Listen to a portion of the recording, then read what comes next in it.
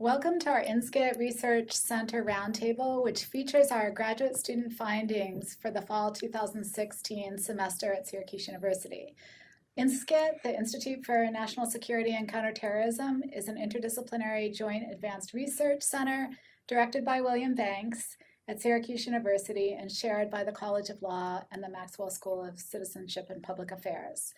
So this research that we're talking about today was begun in partnership with David Scharia and the UN Counterterrorism Executive Directorate, what we call CTED, that's the acronym. David Scharia is a senior legal officer and coordinator for the Legal and Criminal Justice Group at CTED at the UN Security Council. And this project was first focused on foreign terrorist fighters and the UN Security Council Resolution 2178, which was designed to stem the flow of foreign fighters across borders and develop new innovative instruments for countering violent extremism. So that was last year's focus. This year, we've tried to drill down on specific problems that each of the students have covered. And I'm going to let students introduce themselves and talk about their specific research problems in just a second. We also have with us today Michael McFadden, who's our INSCT War College Fellow. He's a master aviator with over 26 years of military service in the Army, including his work with the famed 10th Mountain Division and the 101 1st Airborne Division.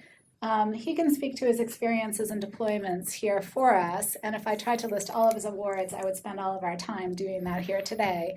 But we have a tradition at INSCT, and this is why we've involved Michael here today. We have a tradition here at INSCT to try to make our research findings applied and policy relevant.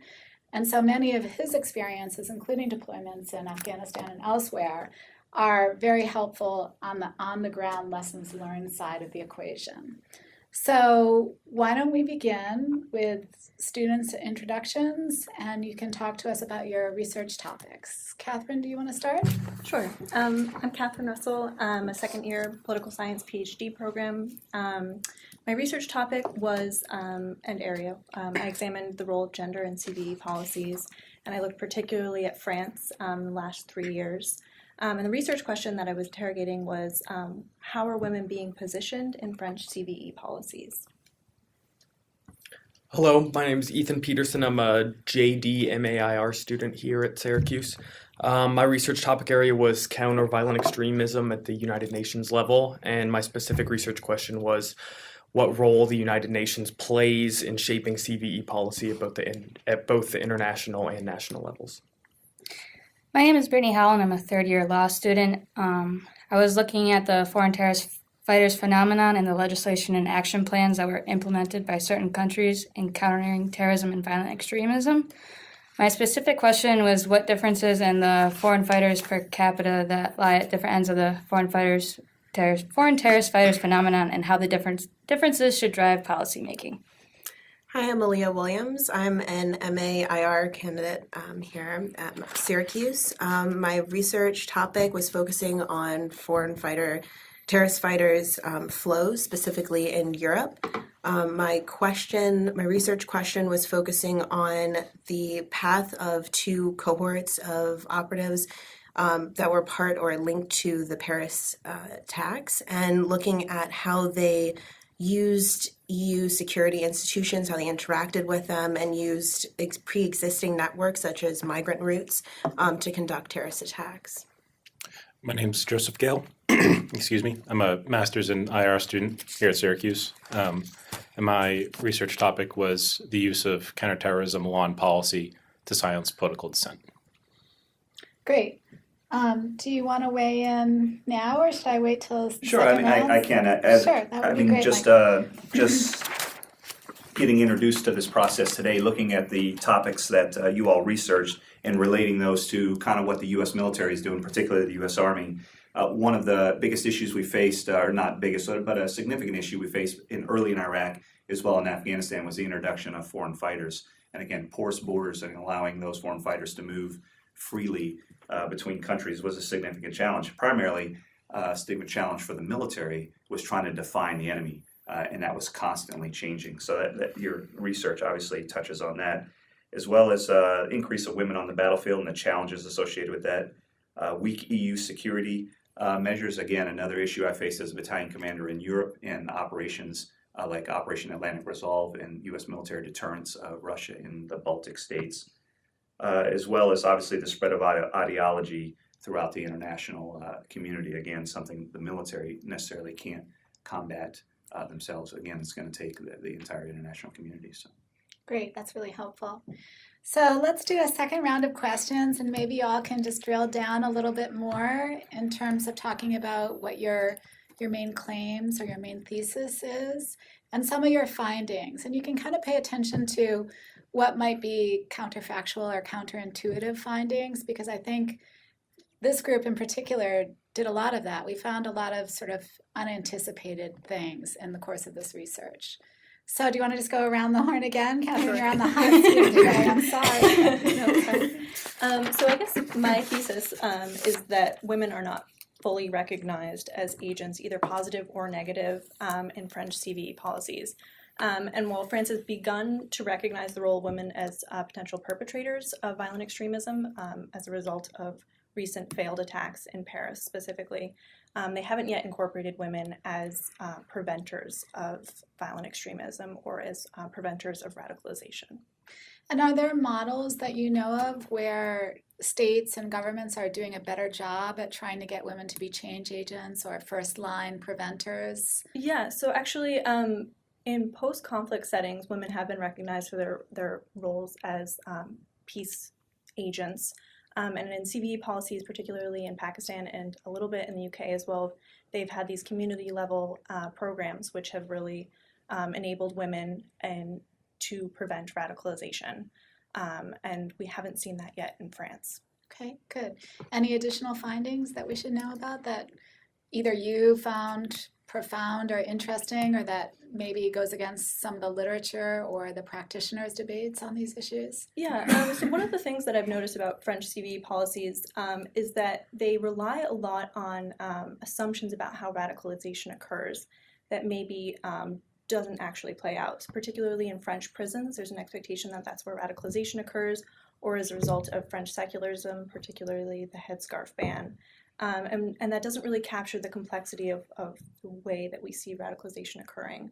And so I think that as we learn more about radicalization and how it occurs both among men and women, we can start to tailor our CVE policies to those factors. Okay, one follow-on question on that. Do you feel that, at least in your research and your kind of universe of cases, do you feel that there are gendered dimensions to radicalization, that women get radicalized differently than men do? So the literature on the way that women become radicalized is new. There are a few scholars who have begun to address it, and they, particularly Mia Bloom, has a book called Bombshell, which points to 5 factors for how women become radicalized, and one of the ones that she suggests is that sexual assault has more currency, or it drives women to become radicalized in a different way than men do. But more research is needed for that. She's only one scholar, obviously. There are a few who are also trying to address this, and we don't know enough yet. Great, thank you. Ethan? Yeah, so my research was pretty abstract, and my thesis was that CVE policy was largely neglected in the first 8 years of the fight against terrorism, but the increased focus in the last 2 years, culminating with the standalone plan of action to fight violent extremism that was adopted in December of 2015, marks a turning point in the fight against terrorism that coincides with the first decrease in terrorist attacks globally since 2008. And you're focused specifically on the kind of UN role in counterterrorism policy development and security policy, right? Yes, yeah, so it's kind of that top-down approach to CVE policy and how the UN system has kind of directed the international member states and how they're implementing those policies around the board. And so my findings, I found that in the first about 6 or 8 years of the implementation of the global counterterrorism strategy, the first pillar, which was the addressing conditions conducive to the spread of terrorism, was largely neglected in favor of the other pillars in the counterterrorism strategy that were more focused on combating terrorism directly and building the UN's capacity to assist member states in that fight against terrorism, and kind of largely ignored those CVE policies that would kind of combat the spread of radicalization. And then it kind of started to shift in about 2013 and 2014. The Secretary General in his report to the United Nations highlighted a couple of times the need for a broader and more all-encompassing implementation of the strategy that focused equally on all four of the pillars. And then states gradually started implementing CVE policies more. They were doing it more and more over the next 2 years, but they still paled in comparison to those that were implemented as counterterrorism strategies, or those counterterrorist policies that were implemented. And then it all culminated when the Secretary General instituted a standalone plan of action to fight specifically violent extremism that would be separate from the global strategy to fight terrorism. And what accounts for those differences?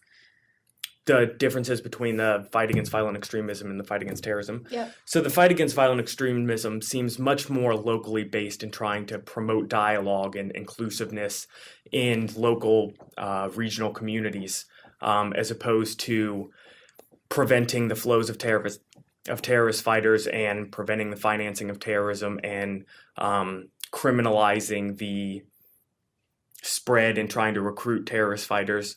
All of those that specifically are aimed at combating terrorist groups that are currently in existence, compared to CVE policies that focus more on trying to combat the conditions that bring rise to those ideologies that will bring terrorist fighters to bear. And you claim in your paper that you're seeing that the international community is seeing some success on this, on re-emphasizing this conditions-based approach, right? In the plan of action, I think it's called. Yeah, so the plan of action kind of refocuses the international community to addressing these conditions conducive to the spread of terrorism, to be more of the fight against terrorism to have more two legs, the counterterrorism fight and the counter-violent extremism fight, so they can combat terrorism and then prevent its spread to rise up in the future. Whereas in the first 8 years of the fight against terrorism, it seemed like they were just fighting terrorists and terrorism wherever it seemed to pop up, and giving no attention to the ability for terrorism to spread and new terrorist groups to rise and present new problems. And so this kind of refocus of the international community into CVE policies, along with those counterterrorism policies, brought in 2015 was the first decline in global terrorist attacks since 2008.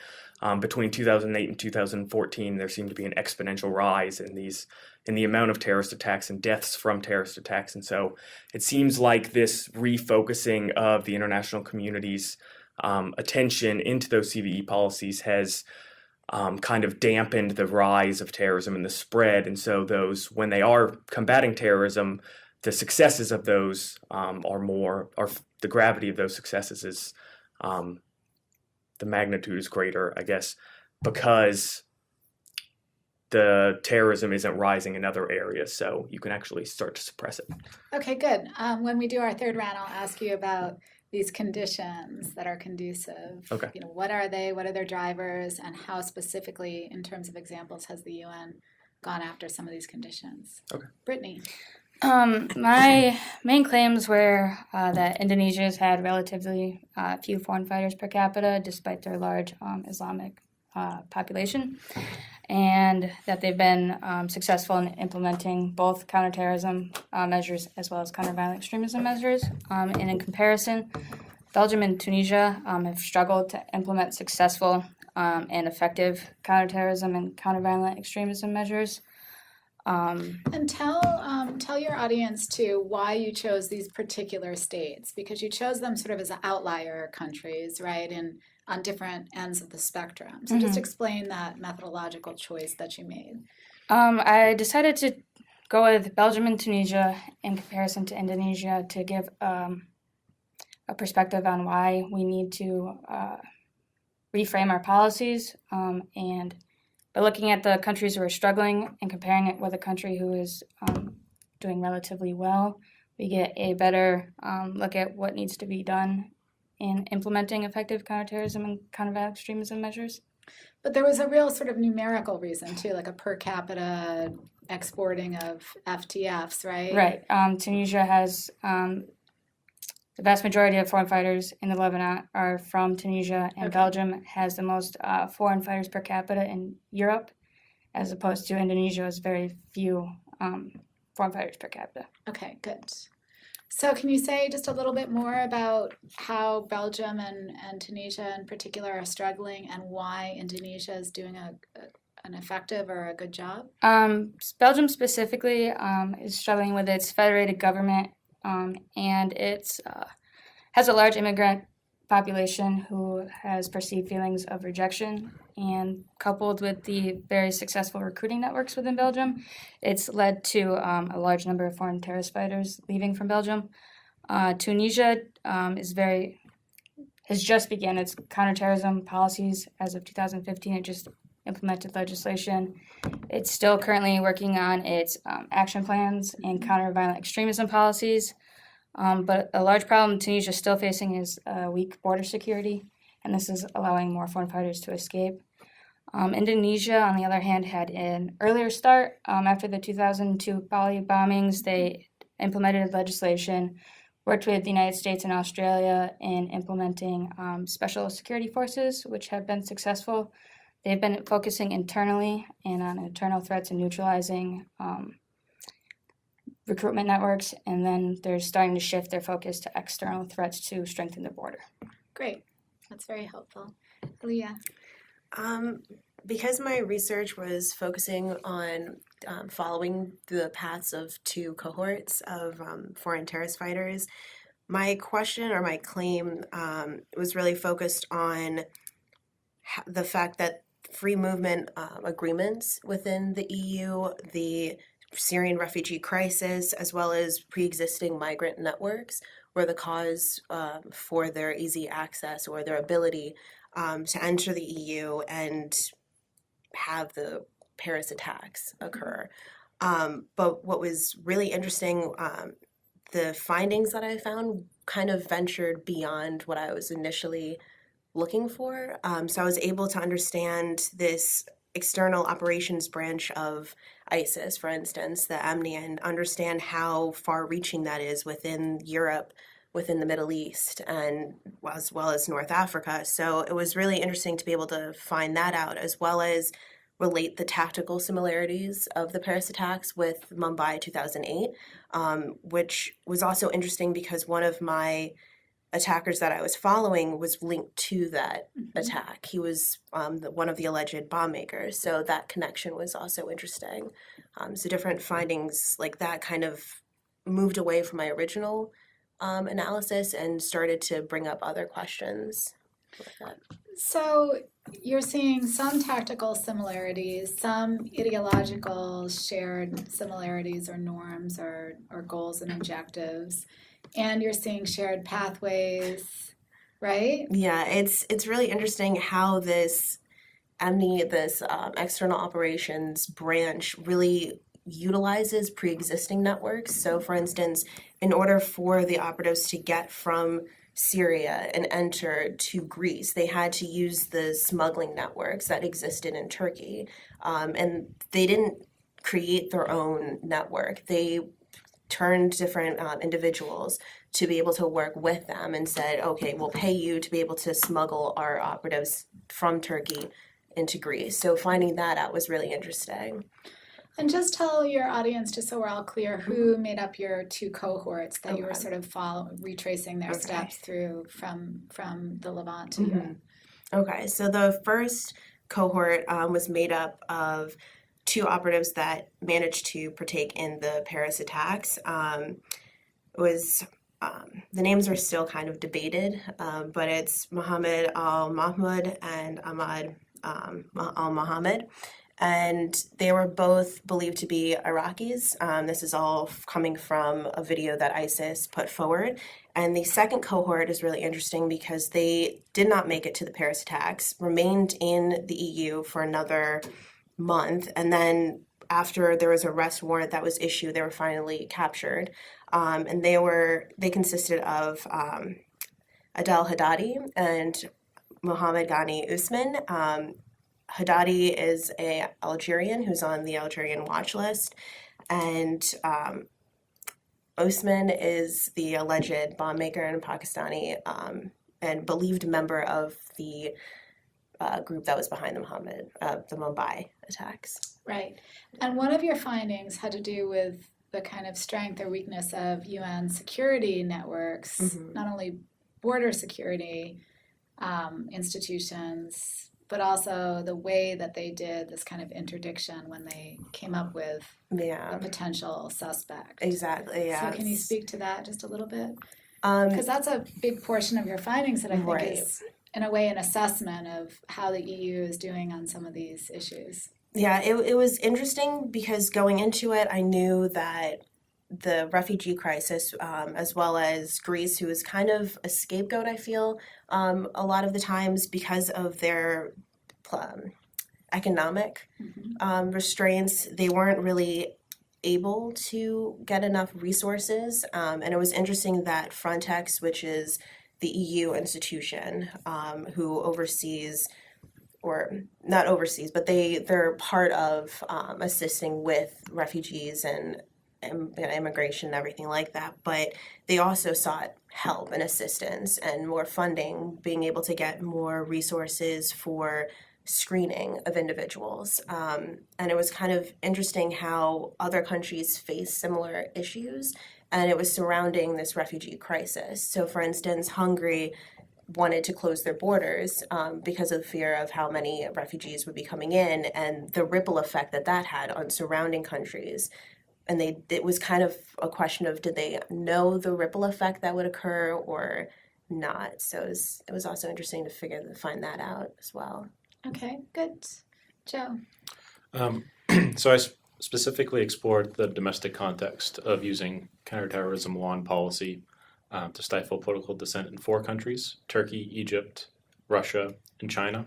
And by comparing them, I hoped to discover patterns in why this kept happening and maybe discover some of the drivers that help it happen.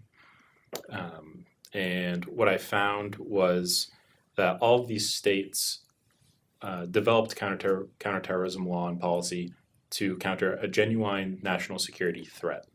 But then eventually over time, the law and policy expanded to gradually include members of the political opposition as well. And what my project explored was why that happened.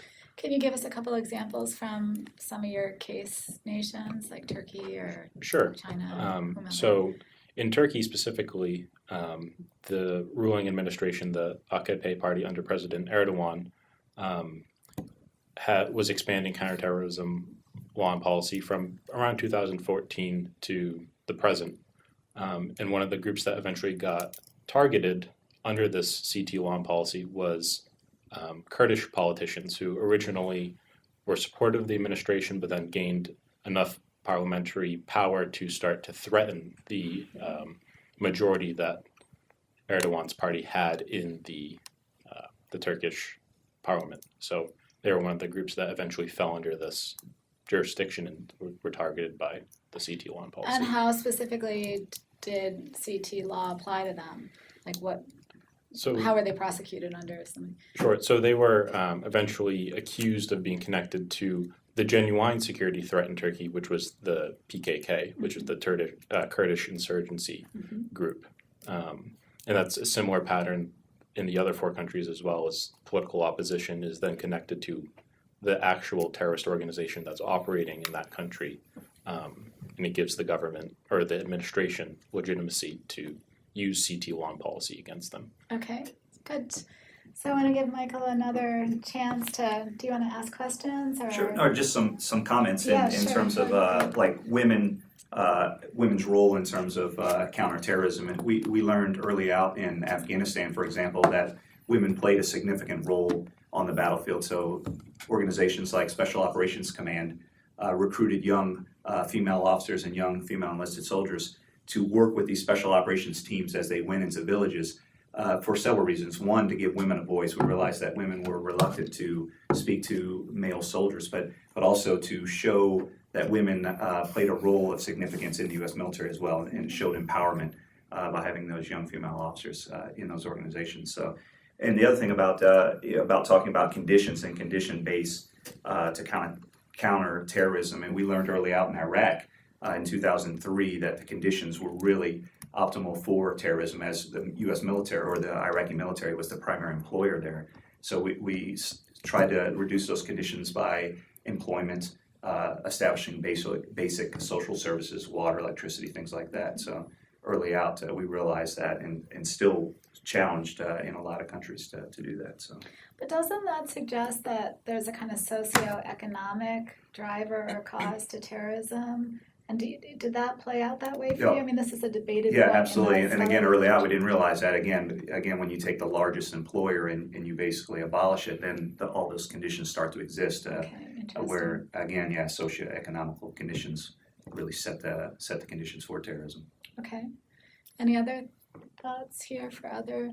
I mean, I couldn't help thinking that some of the conditions that you all are talking about are things that you must have seen Sure. and had to manage. I mean, the Turkish border issues with countering ISIS, right? And the trafficking networks. Yeah, that are- absolutely. And the fact that these organizations do a very good job at creating doctrine, for example, and in communicating that doctrine or these policies, the effective ways that they will use an attack, they can spread that throughout their organizations very quickly and very effectively.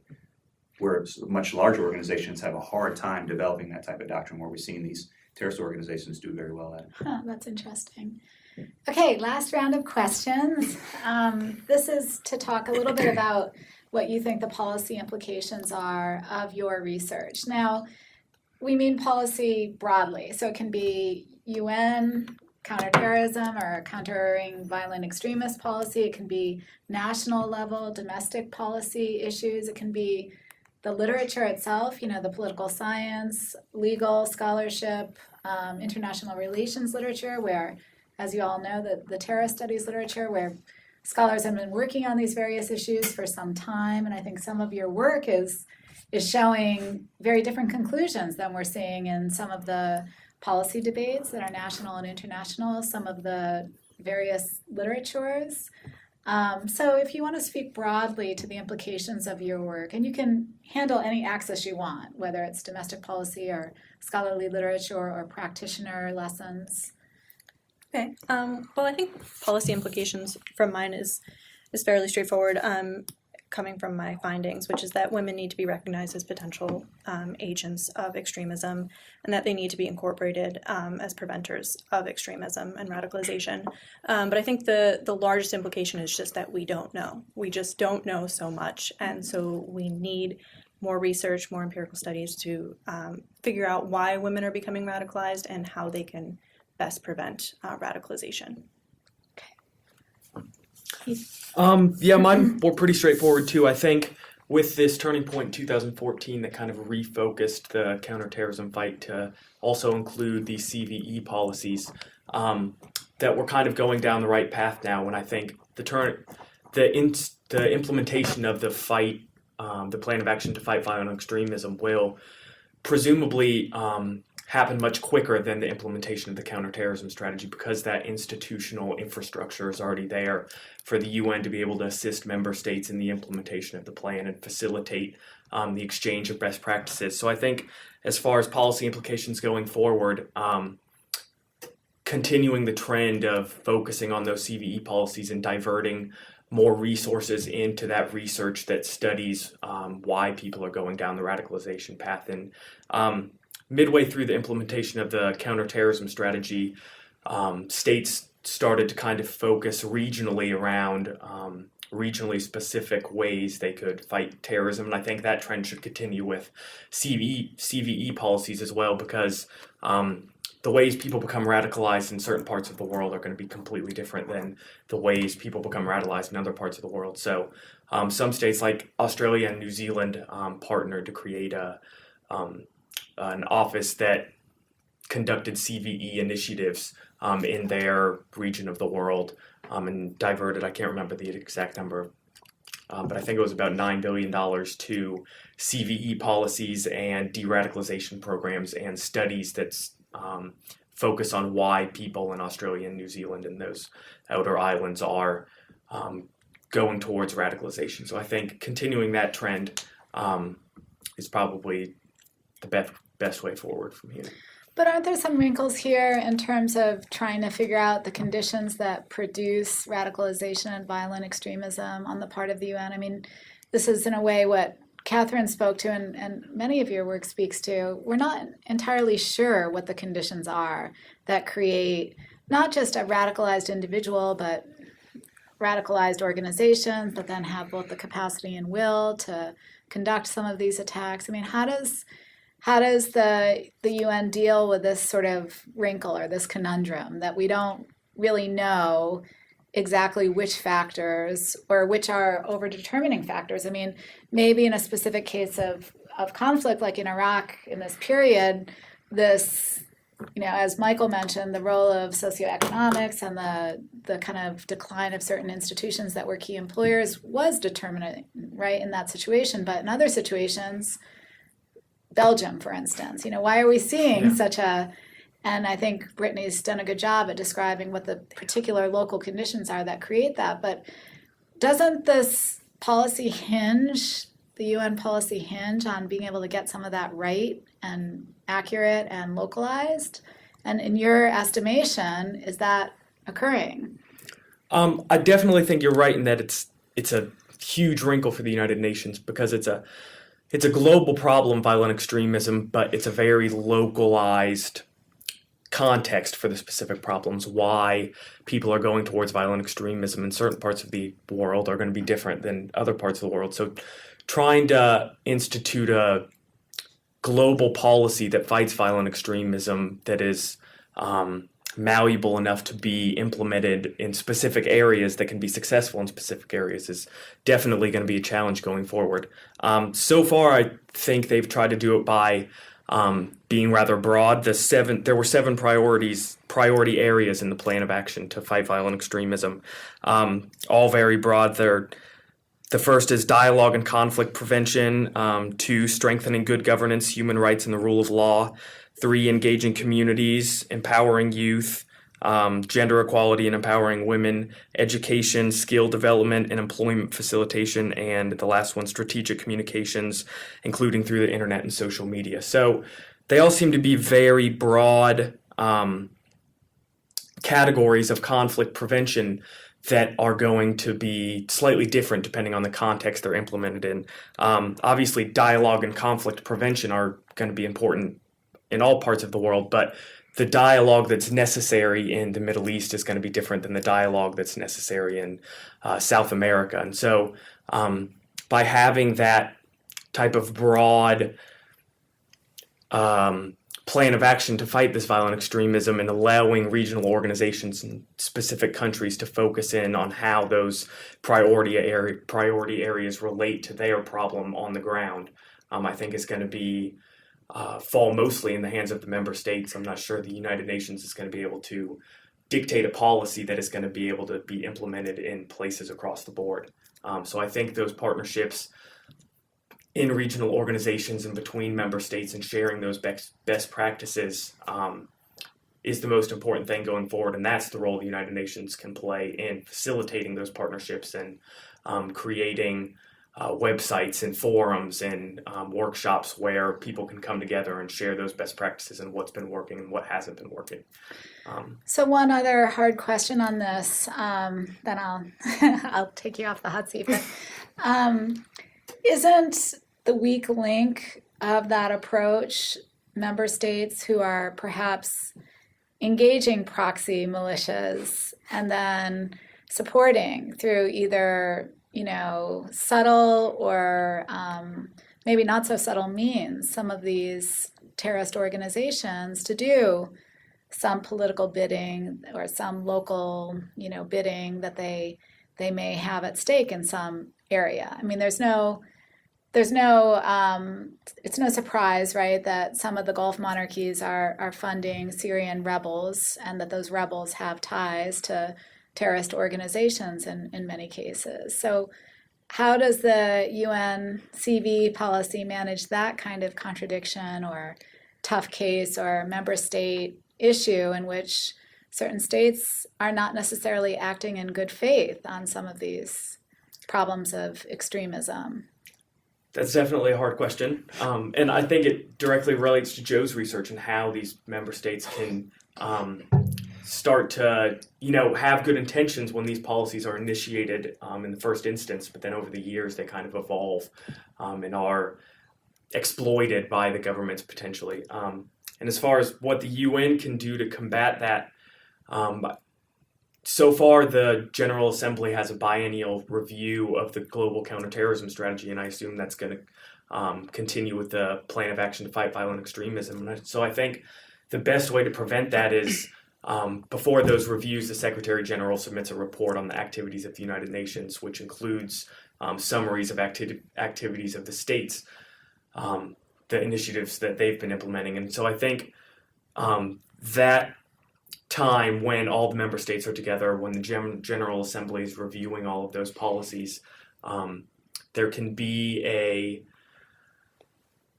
consensus on, if everybody can come to a consensus on the need for a plan of action to fight these conditions that are conducive to the spread of extremism and the need to focus on these 7 priority areas, it seems that there should be able to be maybe not a consensus, but at least a majority of countries that would be willing to come forward and say, we're instituting these policies for this specific purpose and exploiting that purpose for political or personal gain by these certain member states isn't something we can accept. And I think that forum, when all the member states are together, would be the best chance to be able to call out those exploitations and then build it into the review of the strategy or the review of the plan of action. Every other year. It's a chance to review those policies and how they're being implemented. Good. No, I think that's helpful. I don't know if you have thoughts on this, Michael, because I know this is a problem that especially strong states that are fighting terrorism face again and again when it comes to post-conflict political reconstruction efforts, right? Especially with their ability to control that narrative, too. Yeah, absolutely. And we've seen that both in Iraq and Afghanistan, where outside actors have either provided weapons or fighters or the rhetoric to facilitate both in terms of, again, in our fight.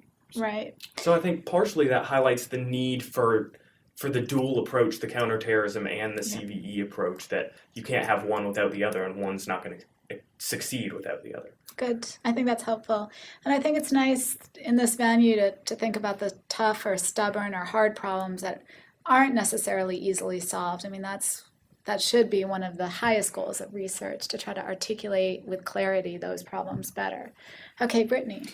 I agree with Ethan that the counterterrorism policies alone are not enough. Counterterrorism legislation alone isn't enough, and that nation states need to adopt effective counter-violent extremism. But I think the focus needs to be more internally and not worried about external threats and what other countries are doing. They need to really focus on their own internal dynamics in order to neutralize recruitment networks, neutralize any perceived feelings that may lead to radicalization, such as rejection, and then on top of that, more security is needed. They need to increase their border security and increase just security in general.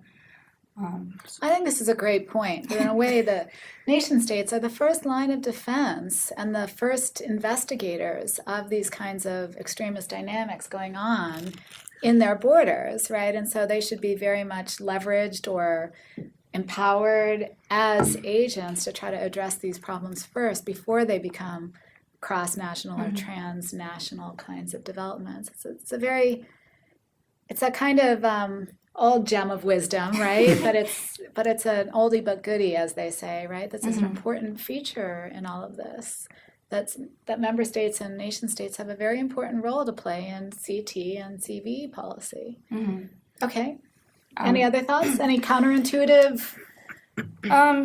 No, like those were the thoughts, and that's what you see in Indonesia. They really focused on internal security for so long, and then they're now just shifting to exploring external threats and increasing their external capabilities. So I think that's why Indonesia is a good example for improving internal first before branching out. And a hard case, right? What is it, 30,000 islands? So separate sort of, not necessarily separate jurisdictions, but separate areas that have their own local traditions. So the government does a very interesting job in outreach in every one of these little places to talk to people about what's going on. We had a kind of war college fellow from Indonesia here visiting us last year, and we kind of grilled him on this issue because we found it so fascinating. And he said that really every level of government employee was deputized to address this issue. So you had kindergarten teachers who were talking to their students about the value of diversity, cultural, religious diversity, talking about what are the signs of radicalization and not holding grudges against other communities and indicators of problems. It was very, very interesting what he had to say. So I think you're really onto something here that we need to think more about in the kind of national security, international security community. Okay, Aaliyah?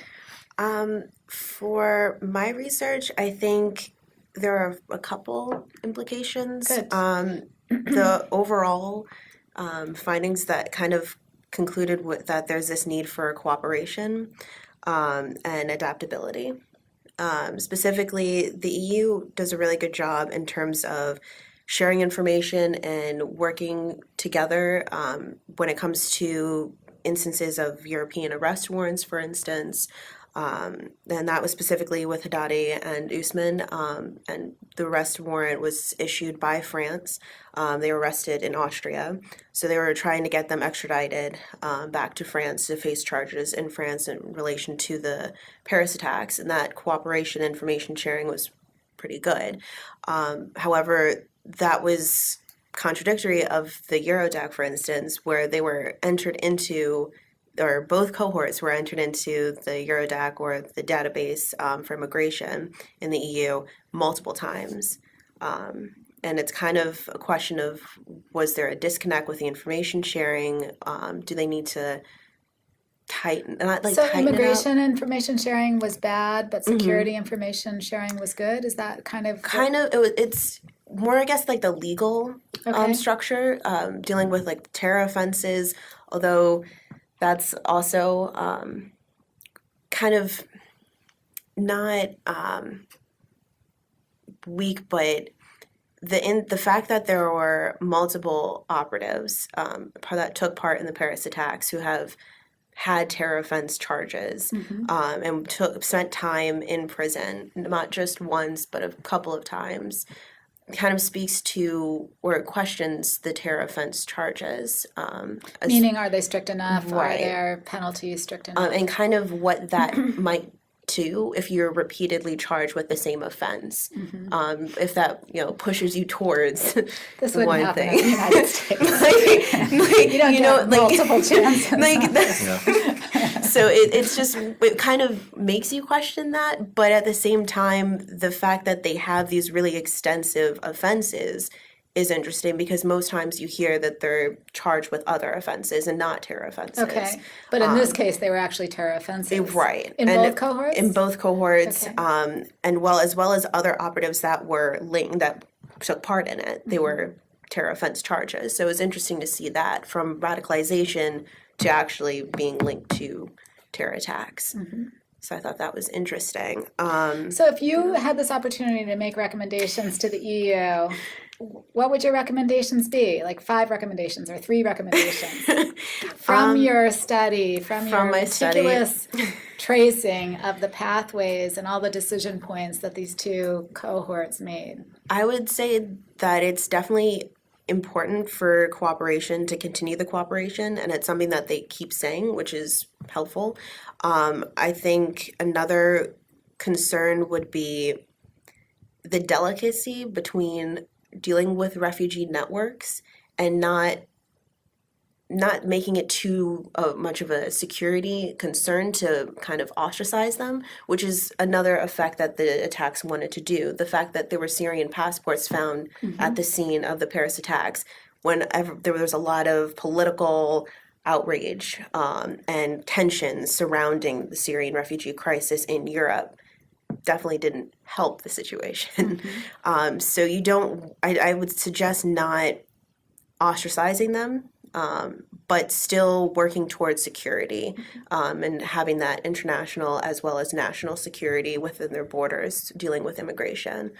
So I think that delicacy needs to be like addressed. I'm not sure how that would be addressed. Meaning that people are being too delicate and talking about the security I don't think implications, or the that opposite? it's too delicate. I think that a lot of people jump to the conclusions. I mean, I will admit as well with my claim that, the refugee crisis led to the ability for these the attackers to attack the EU, as one suggestion, like the link between these refugee flows and terrorist flows. Because the terrorists leveraged these crises. I mean, they exploited these Exactly. They exploited it, but and the EU institutions maybe didn't put up a strong enough firewall. Exactly. They didn't put that. up a strong enough firewall, but at the same time, you don't want to continue the rhetoric that refugee equals terrorist. Right. So it's that delicacy. Got it. that To has try to be peel addressed. apart those things. Exactly. Have a reasonable security policy. Mhm. Don't demonize all populations who Exactly. are fleeing or struggling. Yeah, Okay, and that's interesting. definitely one of the concerns. And I think another interesting implication, which we were talking about, and I think Catherine brought it up with this idea of radicalization and what it means to be radicalized, and kind of the stereotypes of terrorists as low income, low educated. A lot of the attackers that were part of the Paris attacks had pretty well-to-do jobs. There was one, the mastermind behind it, Abdulhamid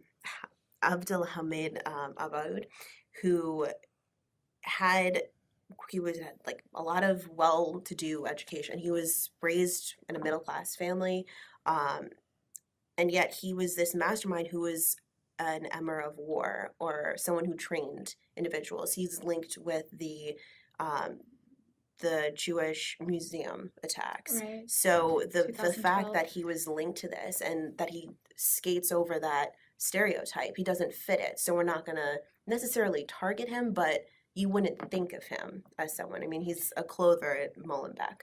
I think this So- is one of the points that is an overarching point that comes out of much of this research, that some of our ideas, our stereotypical or even our more educated ideas about what causes terrorism have either been proved false again and again. The socioeconomic thing is often not correlated to actual operatives,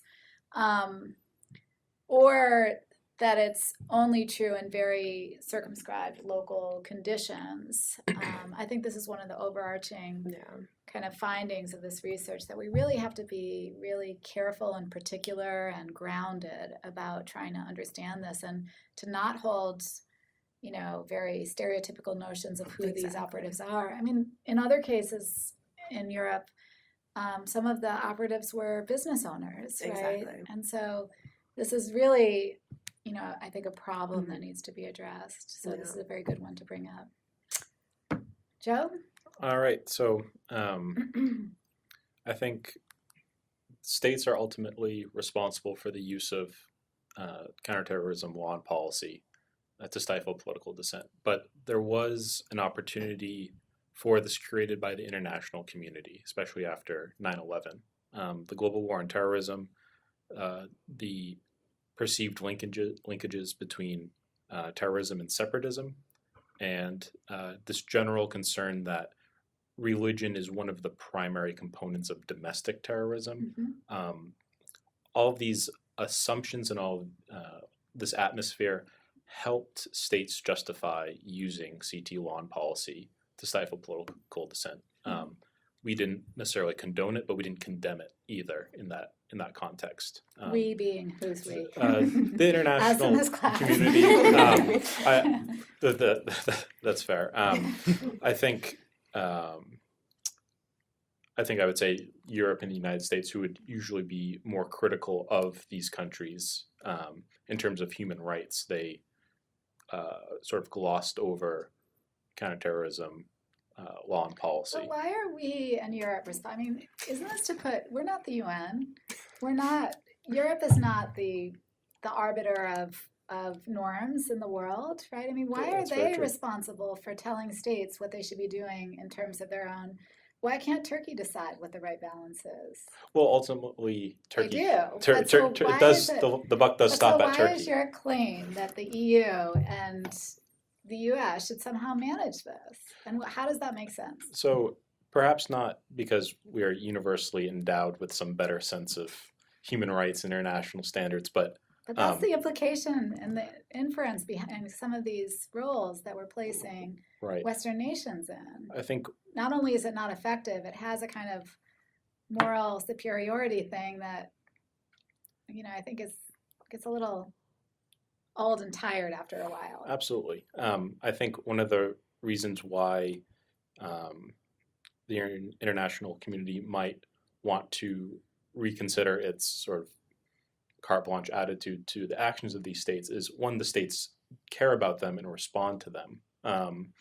And so if we care about curbing the use of CT law and policy to stifle political dissent, then if we care, then we should be more willing to perhaps not criticize, but have open conversations with these states about the drawbacks of these policies.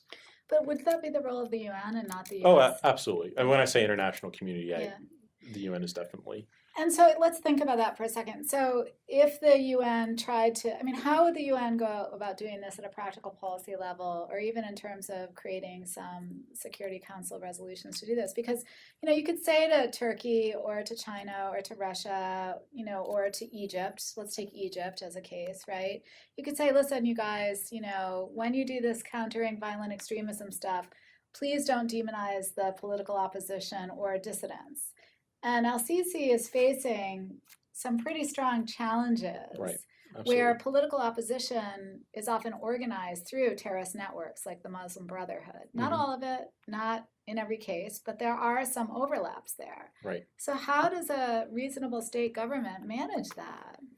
Well, I think you have to. I think it's a thin line, which sounds like a cop-out answer, but ultimately it is, because the links, as you said, between the political opposition and the terrorist network, they might exist and they might be very strong. Sometimes they might not be as strong. But I think in terms of a policy recommendation and how this might be implemented is appealing to states' self-interest. Okay. The use of CT law and policy in this way creates local grievances. And even though the changing nature of international terrorism is that it's growing, it's becoming more connected, especially in these states.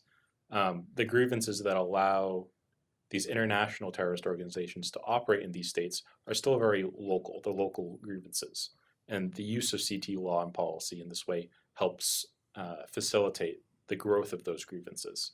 So I think maybe in conjunction with the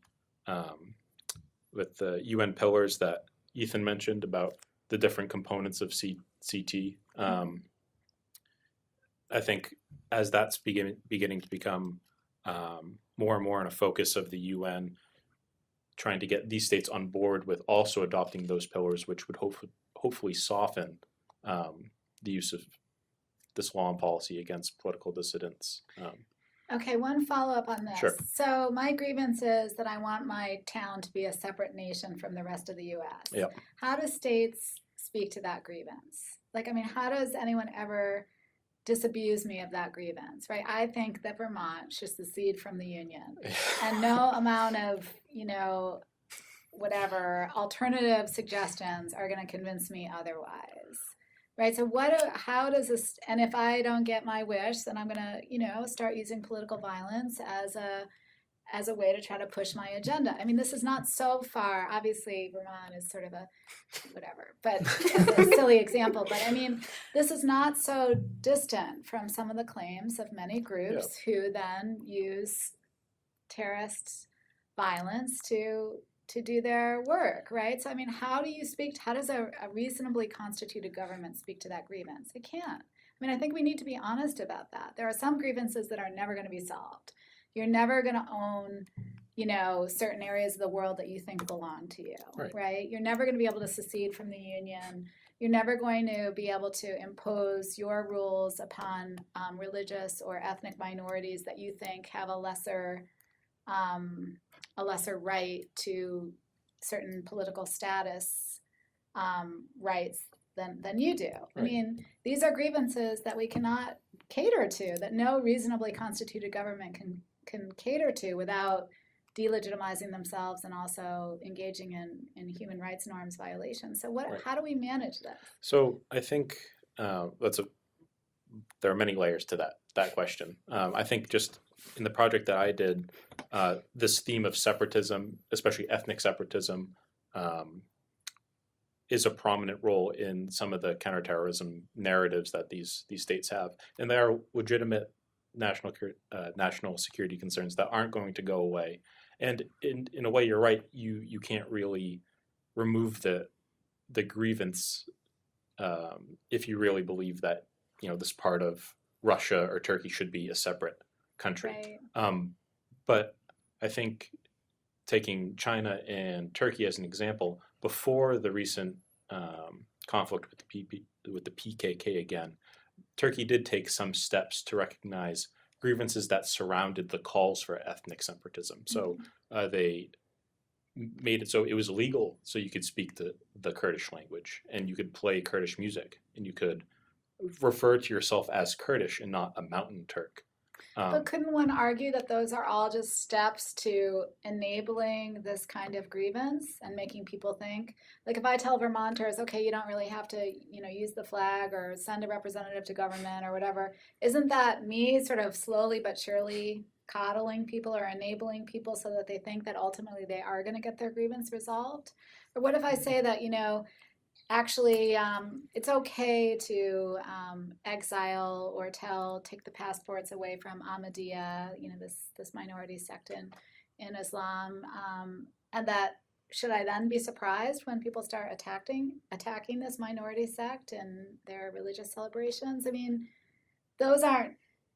you're suggesting those are positive, but couldn't one also make the case that those are negative policy steps? You could. In the case of Turkey, it did seem to remove a lot of the impetus behind the insurgency amongst not the hardened radicals, but the general population. Okay.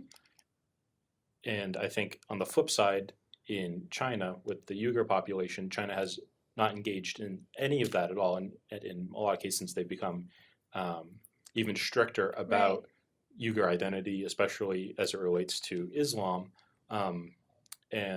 They've taken the second approach that I just mentioned. Right. Like we're not going to give an inch because to give an inch is to give a mile. Right. And you could argue that.